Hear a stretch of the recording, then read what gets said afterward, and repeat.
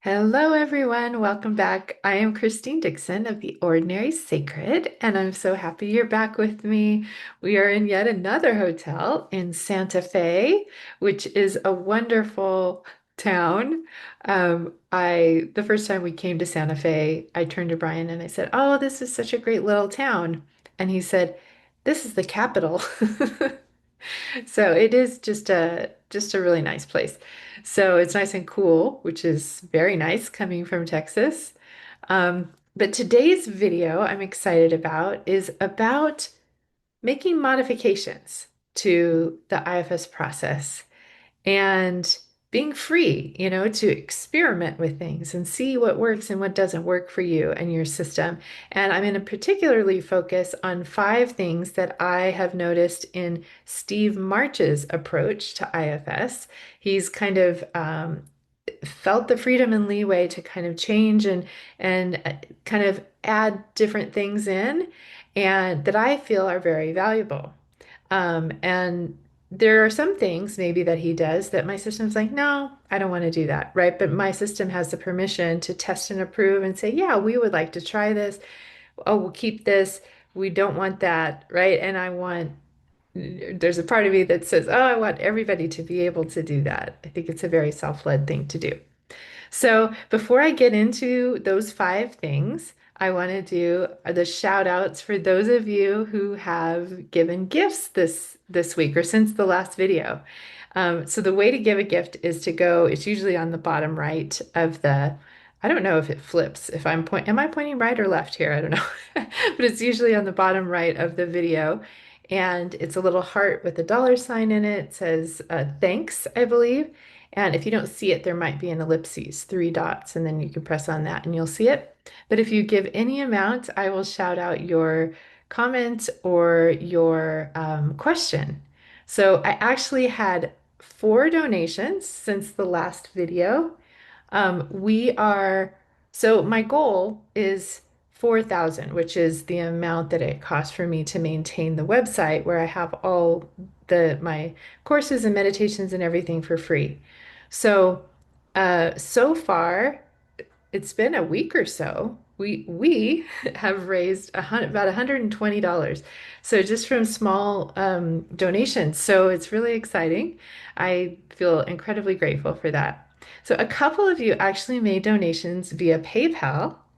And I don't know if you want me to shout you out or not since you made them via PayPal. So I will just say H and K.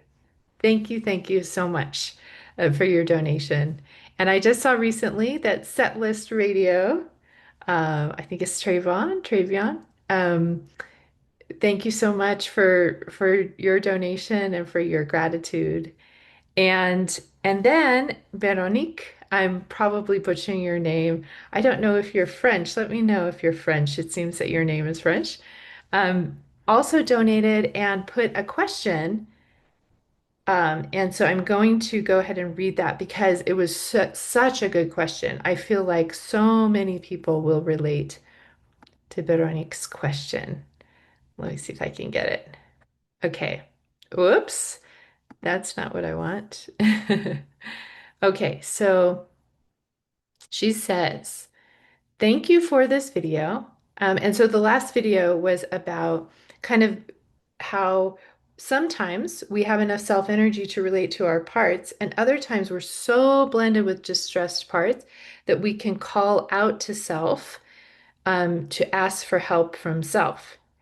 And sometimes that's capital S self, all cap self, the divine, all or capital L love, or our guides, ancestors who've passed, the selves of our ancestors. And so we're asking for help basically from the self that's outside of us. So Veronique says, I would love to develop the skill of asking for and receiving help from the divine or guides, but I really struggle with it. I have a part who is terrified of asking for help, as our experience with asking for help is that we'll be shamed or ignored. So many of my parts, really feel that. This part is very self-reliant and keeps other people at a distance as we see them as unsafe. I wonder if this part is blocking the process of receiving help from the divine slash guides, question mark. So I actually responded to it in the comments. So I'm going to tell you what I said. And the reason why I'm sharing this, because so many people I think can relate to this experience. And there were other people even in the comment section who were talking about the same thing. And I said, go look at Veronique's question, because you're not alone here. So I said, oh, that's such a great question. You can go directly in and ask the part. This part, which we can always do, right? We can always just go in any question we have, we can ask parts directly. And if kind of our thinking, figure it out, analyzing parts will give space, we can receive answers. So I said, this part makes so much sense to me and has protected you in such a beautiful way. I have parts who relate to feeling like no one is safe and that their pleas for help will be ignored or met with shame. And so, therefore, nobody's safe, don't ask for help, right? Because those parts probably experienced with caregivers, teachers, other people in our lives, that when we asked for help, it was met with um, being ignored or being shamed, punished, being told we're too sensitive or we're too needy, just stop it, right? And especially for those of us who are neurosensitive. So we just learn to not ask for help anymore and figure out how to help ourselves and be self-reliant. And that makes complete sense to my system. Um, so I think I said, you might propose an experiment for this part because they need to experience that the self is not like all those people who ignored and shamed them slash you. Once the part experiences the unconditional love of self, divine love, they will be able to trust it more.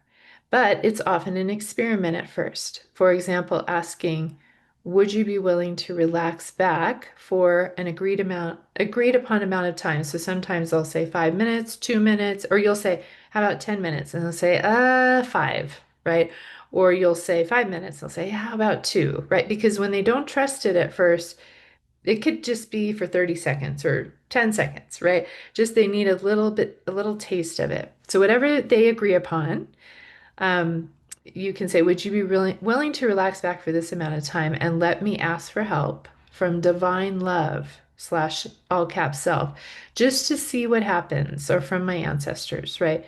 And then you can come back in, you're talking to the parts, and let me know if it felt safe for you or not, right? Like, how was that for you? So it really is you don't have to trust this. You don't have to agree to it. At the end, you can say, no, that wasn't safe. I don't ever want to do it again. And that's fine. They do have the final say, they have their own will. Um, but you want to propose, can you be open to just trying it and seeing? And then I also added a note saying, also, the ancestors that you call on need to feel safe and loving to your system. I have people who've passed, for example, my first husband, who was very abusive in life, that my parts are not comfortable calling on because they were harmful to me and while they were in their bodies. And I know I would be calling on his capital S self, but there are still parts of me that say, no, no, no, absolutely not, right? So when I'm calling on ancestors, I'm specifically calling on my grandmother, my grandfather, my cousin, my friend that passed, right? Or teachers that I respected that passed, that my system feels safe with. Okay. And I hope it's okay, Veronique, to say that she tried it and said the experiment actually worked for a bit, and I felt carried as if by two big hands. I will continue this practice. And my system was so excited about that, because it's, again, just the system allowing the experiment and the experience of really being held by something that has the capacity to do that, that won't fail them or shame them. Um, there was another person I'm trying to find. There were several other people that had this similar experience. Well, you can go back and read the comments, if you wanted to read more about that. It's such a good question, and you can even say in the comments here if you relate to that or not. Okay, so I think that's the shout outs, and I'm also just one other quick announcement. I am going to put in the comments below the link to sign up for the 6 month monthly group for neurosensitive people using parts work. So it's called the Sensitively Self-Led Support Group, and it is specifically for people who identify as highly sensitive, neurosensitive, neurodivergent, those types of things. And if you're not sure if you are neurosensitive, go back to some of my past videos. I have a couple videos that will help you kind of identify. And it's really just around your experience throughout your life. And if you feel like you are a highly sensitive person, you are absolutely welcome to join the support group that will be starting next month. It will be the first Friday of every month starting in October, and it'll be for 6 months. So from October to March, and I'm going to open the membership and enrollment for the group this month, but then I will close it. So it'll be a closed group of the people who are going through these 6 months together, and then I'll open it again for the next 6 months. But so if you want to get in, uh, make sure to do it in the next month. I'll probably talk about it some more.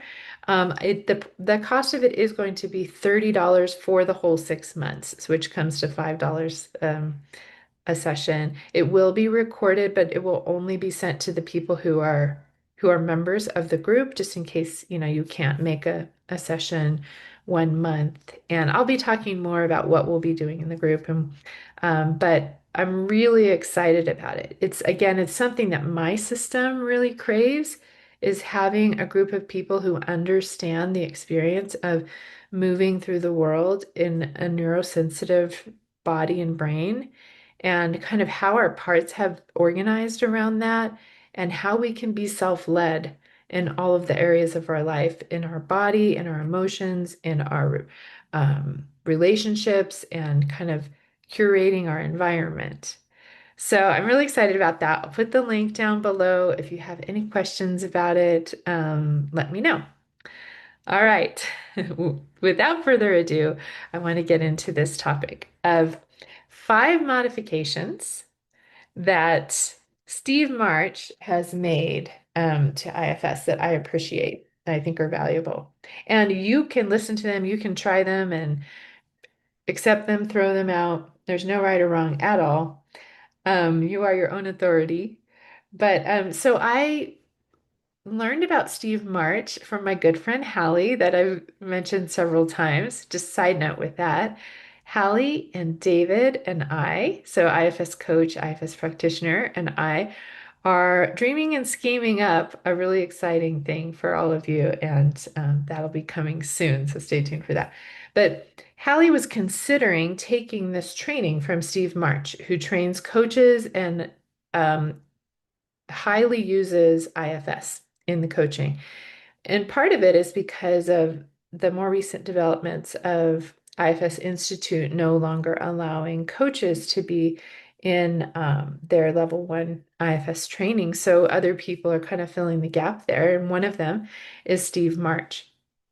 And um, initially, Hallie and I were listening to podcasts and we're trying to find some kind of demo, because our systems really, really learn best from clear, practical examples, right? And so we wanted to see a demo. And we finally found one in a document, which I will also link below. I believe it's called The Neuroscience of Lasting Transformation or something like that. And Steve he comes from a philosophy background, so he can tend to, especially when he's talking about the process, be really blended with these very intellectual parts that have a lot of these philosophical terms and psychological terms and things like that, which some of my parts don't appreciate. I really like, however, at the end, I think it starts on page 16 in the document. If you look at the document, there's a demo of his process with a client. And of course, it's meant to demonstrate what his process looks like. And it's just one client and their specific instance. But there were several things that I noticed from this demo that my system thought, oh, that's really interesting. I want to try that, or I like that. Okay, so five things. Now, I'm not really tech savvy, and you can just imagine that the first one is coming up on the screen here. The first one is that instead of calling capital S self, Steve calls it presence. And I liked that substitution. Um, I don't mind capital S self, but it's hard to always say and specify it's a capital S self. And, you kind of have to explain what it means. And a lot of people with Buddhist backgrounds or Christian backgrounds, self is selfish. And so there's can be confusion around that. You really have to kind of explain what you mean by the capital S self, which is okay. But using the word presence, a lot of people kind of, some people may not understand that either, but if you've kind of experienced practicing presence and times when you feel fully present and you feel engaged and awake and grounded and presence kind of for a lot of people embodies some of those eight C's, right? And it is a P of the self, right? That you are very centered here with the withness of self.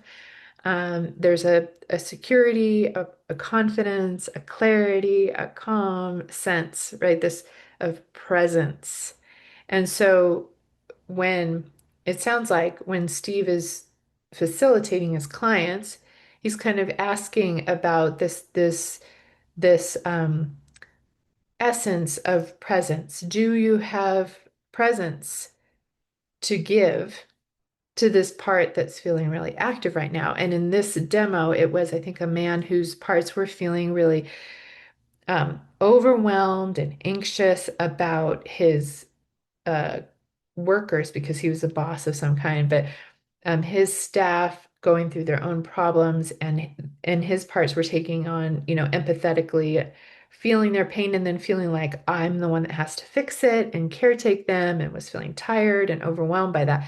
So there are these parts that are feeling agitated over here. And just a question, are you able to have some presence toward them?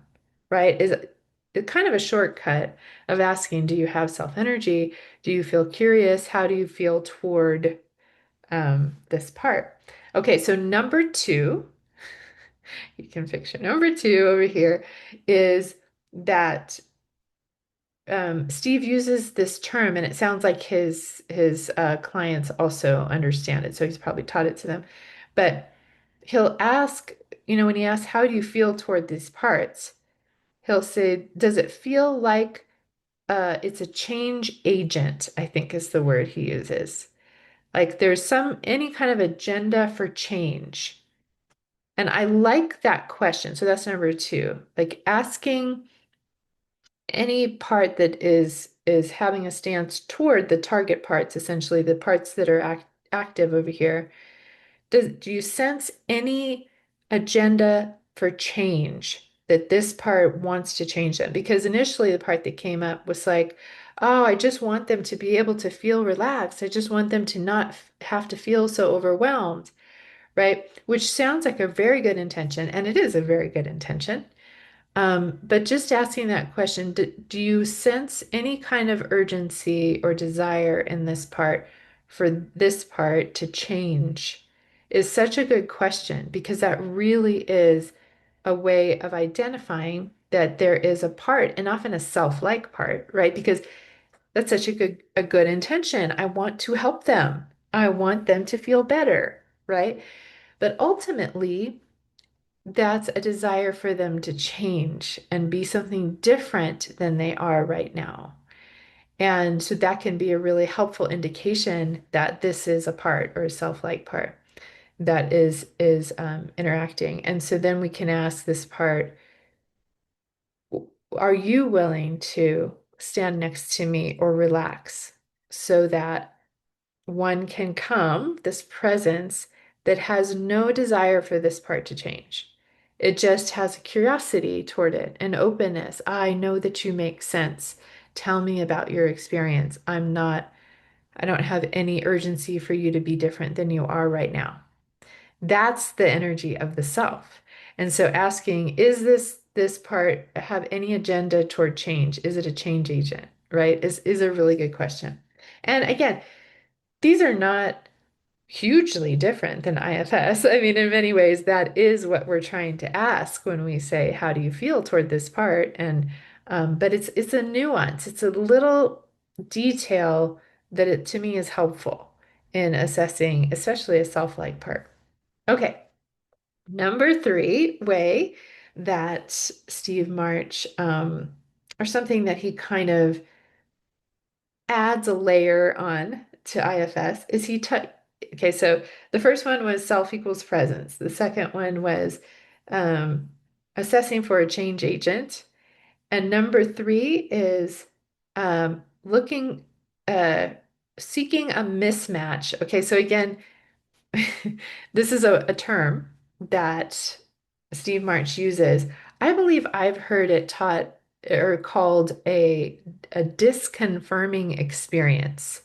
So you might have learned this even just in regular therapy where um, you've someone has had an experience, a traumatic experience, a relational break or attachment wound, right, in their childhood or at some point.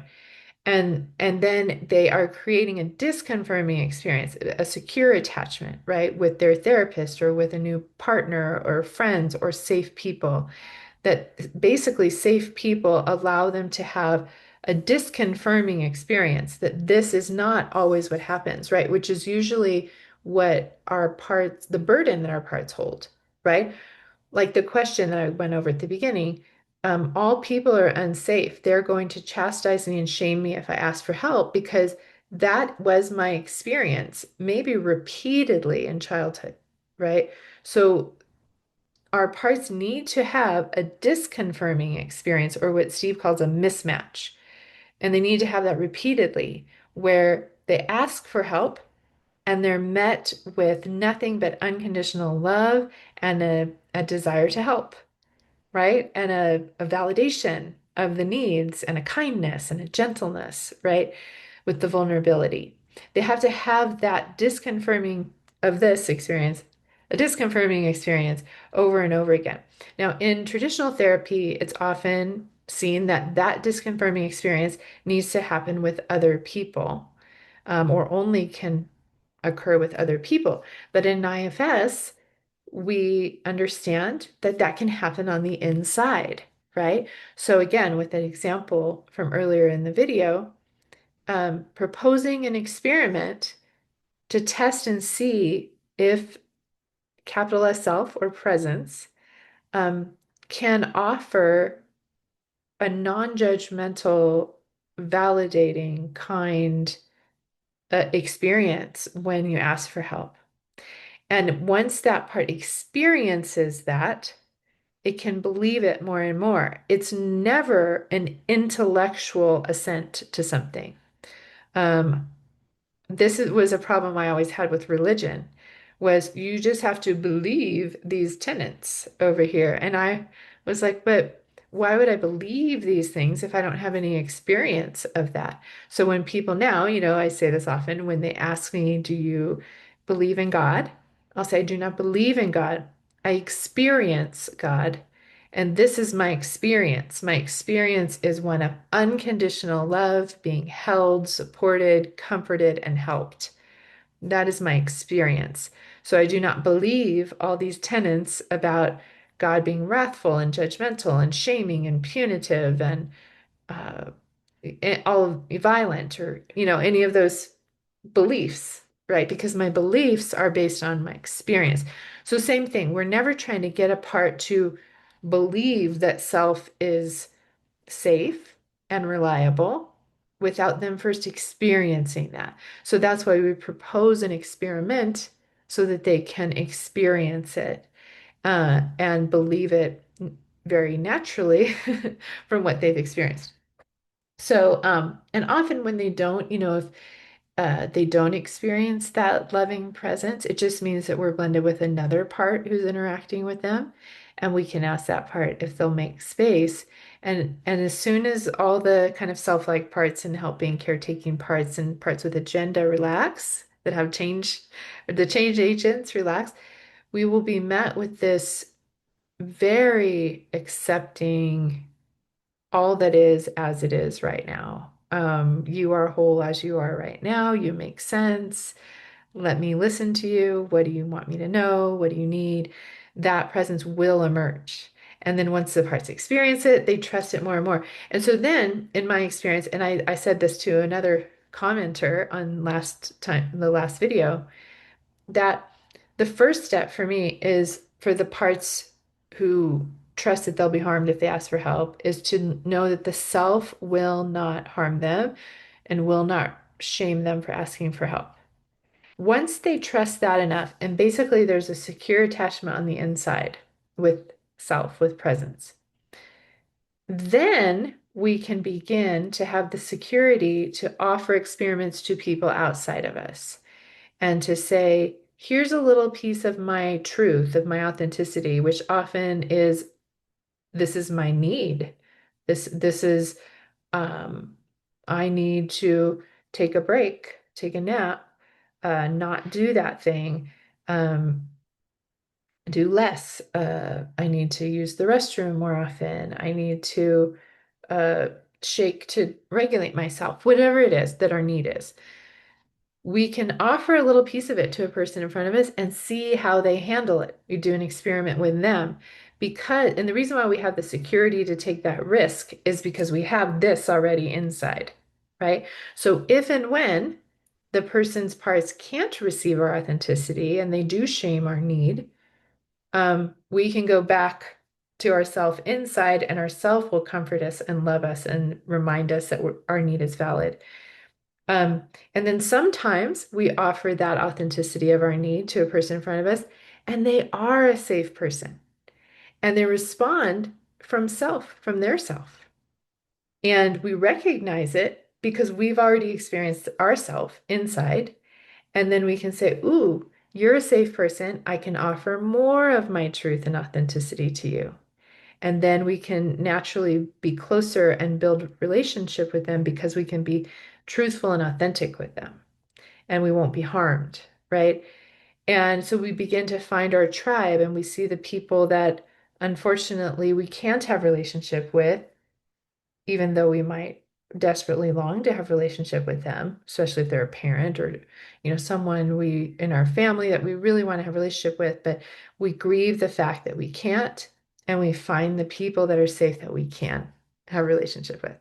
So anyway, I just really like that this just highlighting of something in IFS, I guess, that if a part's burden is I am alone, the goal isn't to intellectually like convince them, you're not alone, you're not alone. Don't you see you're not alone? That would be another part doing that. What the self does is it shows them, show don't tell, right? It shows them they're not alone. I'm here with you. I see you. You're not alone. I'm here. And it has them experience not being alone.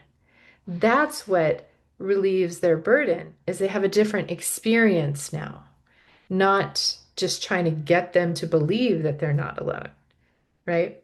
Okay. So, um, oh, or a lot of parts hold the burden, I am shameful, right? And the self comes, I often say this, the self has the loving gaze of self. It's just the presence of unconditional love that says, oh, sweetheart, I love you. I delight in you. My eyes light up when I see you, metaphorically, but that's the feeling of it. And that's genuinely how the self feels. So if you are feeling disgust toward a part, frustration toward the part, judgment, shaming of the part, you are blended with another part. And so you want to ask if that part will give you space. And once those parts give you space, you will genuinely feel delight and love toward this part just as it is right now. And when that part experiences the loving gaze of self, it knows it's not shameful. It's not, again, it's not an intellectual acquiescence or agreement. Okay, I need to believe I'm not shameful. I'm not shameful. I'm not shameful. I'm lovable. I'm lovable, right? No, it experiences that and then believes it. Okay, that was number three. Number four out of five is at the end of the demo, at the end of the session, basically, Steve led the client through uh, all the steps of IFS. To have presence toward this part who was feeling such distress. And then that part eventually pointed to a younger boy part that it was protecting. And presence was able to go to that boy and witness and reparent and give a mismatch, a disconfirming experience to them so they knew they were not alone anymore. And at that point, the client, instead of being so blended with the parts, was essentially blended with self, right? Was much more in a space of self energy and feeling not the distress and overwhelm of like, I have to fix all my employees, but I feel spacious and grounded and um, comforted and confident that they are also held and they also have a self and everything's going to be okay, essentially. And so Steve, the thing that Steve has them do is spend some time really feeling that, like really intentionally, what does it feel like to embody self, to really be grounded in this, and what's the difference between when you came in blended with these agitated parts and now you're feeling that solidity and that strength and that vast openness of self energy, and what it would it feel like to identify as that and to check when you're relating next to your employees. Oh, am I in this energy of a part that so badly wants to fix it and help them and feel their pain? Or what would it be like if those parts could relax and I could feel this self energy, this confidence, and like a genuine care, or what self often says, come to me, you who are troubled, for I am not. Right? These parts that are agitated are saying, you're troubled, and that makes me troubled, and then I'm overwhelmed, and in that kind of energy, trying to help the employees, or I am not overwhelmed. My parts essentially are met and held so they can relax, and now I can be this um, caring space that doesn't take away my energy. And I can offer you this strength. So I really like that of spending time really noticing once the person is in self toward their own parts, what does that feel like to embody self energy? Okay. And finally, number five is how Ralph, not Ralph, oh, I'm so used to talking about Ralph de la Rosa, how Steve talks about the window of consolidation, which is something that Ralph also talked about in Outshining Trauma. But there's something that Steve did with his client in this demo that I really liked.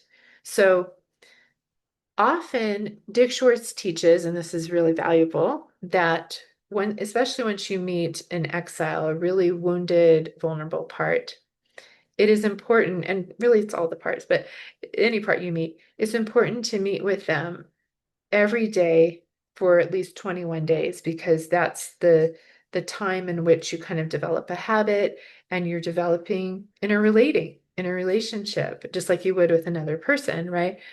It's not like I like to use this example of it's not like a parent, the child is crying or anxious and the parent goes and comforts them and then says, well, I comforted you once, you should be fine forever now, right? I mean, you have a relationship with your like physical children ongoing, right? That secure attachment is an ongoing experience just as our inner children. It's the same thing. When they come up, they're anxious, they're sad, they're overwhelmed. The self can, or presence, sorry, I'm using different sides here. Presence can meet them and give them that experience of secure attachment over and over again. So Dick talks about this 21-day period. But what Steve talks about and Ralph talked about is this understanding of the window of consolidation. So, in a nutshell, basically, when we experience a trauma, it's not just the thing that happens to us in that traumatic moment, it's um, the level of safety and understanding that it's met with by people around us, especially when we're younger, right? So if we are not met with validation and comfort and understanding and strength with the people around us, then that trauma gets encoded and our parts take on these burdens. It's almost like this programming of I'm alone in my pain. Um, I can't handle life. People will harm me. Um, Life is very scary, right? So that's the part that then affects us throughout our life. And then our protectors develop to say, okay, I'm never going to let that happen again, or let the pain of that come up. So I'm going to organize and do all these jobs, and it takes a lot of energy from our system, right? So um, however, there's this window of consolidation, which I guess, I don't know, Steve says it's about 5 hours, but about 5 hours after the trauma, where it can be processed and meaning can come out of it and all of that. So when our parts who hold the trauma and the burdens and beliefs and emotions from trauma come rushing up into the surface, people say, we get triggered, we get activated and the pain comes up to the surface, it's a really valuable opportunity because it's like the window of consolidation has opened again. And now we can give that part a disconfirming experience, a mismatch, so that they can release those burdens and have a different experience. So, because Steve March understands this, the homework essentially that he gives his clients has to do with the next 5 hours after the session. And so he seems to heavily focus in on what can you do in the next 5 hours. So if you met this, in this case, the man met a vulnerable young part, and he said, can you like every hour, or no, I think he said at least once for this, at least once in the next 5 hours, you need to go back. Like this is really important. And so, will your system let you set a timer? And when that timer goes off, go back and check on this boy and remind him that you are with him, that you see him. Is there anything else he needs? And that you love him as he is, from the place of presence of self. And then I would say, as Dick would say, you want to do that again every day for the next 21 or so days. And then whenever they come up, right? You know them and you recognize them because you've met with them every day for that period of time. And then Steve also had this within that 5 hours because he had the client embody self and feel what it was like to be in self. And as the client described it, he said, it's just like my whole body is relaxed and being held, and my breathing is relaxed, and I'm just, held. And so Steve said, how can you experience that? Like support the experience of that just for a few seconds or a minute every hour for the next 5 hours. So again, setting the timer, and I think what he decided to do was to lay on the bed or sit in a supportive chair and just Take a breath and allow his body to fully relax and just be held for 1 minute every hour to remind himself of that embodiment of self, that state of being that is basically the rest and digest of his nervous system, the feeling of safety and security. And so to just almost gain that habit of being in that place and reminding yourself, oh, I can be in this place when I remind or when I interact with my employees. So I really liked that, just kind of the homework being in the that 5 hour window of consolidation after a session. Okay, so I'll just review really quickly. So one was changing the name of self to presence. And again, you can play around with that. Sometimes you have, if you're a practitioner, you have some clients that prefer a different name, and that's completely fine. There's no attachment to certain words or descriptions because it is about the experience. Okay, so let me go through quickly. Sorry. Number one is uh, using the word presence instead of self. Number two is assessing if parts are change agents. Number three is creating a mismatch or disconfirming experience for parts. Number four is allowing your client or yourself to uh, intentionally sit in uh, self energy, like to identify what does it feel like to embody self energy. And number five is to really utilize the window of consolidation 5 hours after you've done an intense parts work session to really solidify it and integrate it into the system. So those are the 5 points for anybody who wants to take notes. And you can just picture them right there on the screen. Um, okay. So tell me what you think about that. And you don't have to agree with any of them, that it won't offend me at all. Do any of those resonate with you? Do you have other ideas of modifications that you want to try or maybe that you have done in your IFS work? I'm such a proponent of making parts work and interrelating your own, right? I have that shirt that says N equals one. You are the sample size of your experiment, and it's okay to be different and unique than other people. And what works for someone else may not work for you in your system, or it may not work for you right now. Um, and there's no shame in that, right? It might not work for you ever, and there's no shame in that either. So let me know. And gosh, let's see.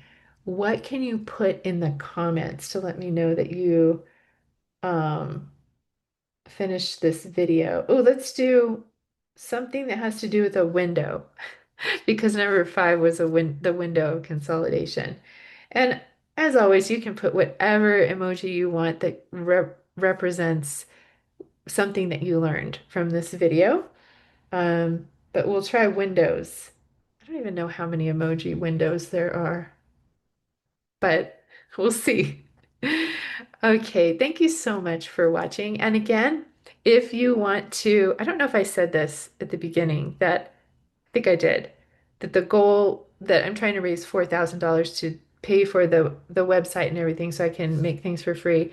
And we've raised $120 so far. If you want to give a gift of thanks, you are welcome to do that in the ellipses or it'll be a heart with a dollar sign and it'll say thanks.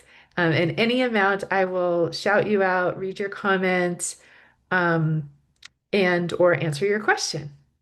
So may you be kind to yourselves and to all your parts until we meet again. And if we never meet again, forevermore. But hopefully we will. And again, if you want to be in the support group for neurosensitive people using parts work, um, I always forget the name of it. Sensitively Self-Led Support Group. If you want to be in this group, um, go ahead and check out the link below and sign up for that. Let me know if you have any questions, and I'll see you again soon.